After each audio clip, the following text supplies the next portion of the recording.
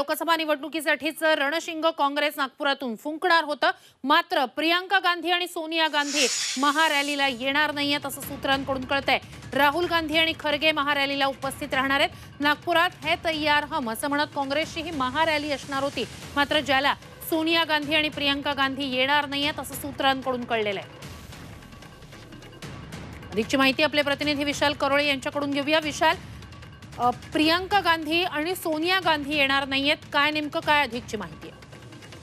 काँग्रेसचा स्थापना दिवस आहे आणि त्याच्या माध्यमातून काँग्रेसची मोठं शक्ती प्रदर्शनाची तयारी नागपूरमध्ये करताय। खूप मोठी सभा घेणार आहे। यासाठी काँग्रेसचे सगळेच वरिष्ठ नेते येणार होते।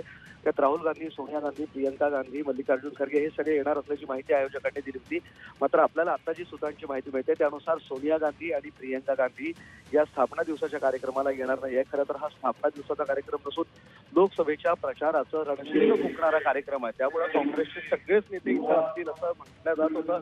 मात्र सोनिया गांधी आणि प्रियंका गांधी आता या कार्यक्रमाला अनुपस्थित राहणार आहे। नक्कीच महत्वाची अशी घडामोड म्हणता येईल तर या आता महारॅलीसाठी राहुल गांधी आणि पक्षाध्यक्ष खरगे उपस्थित राहणार आहेत।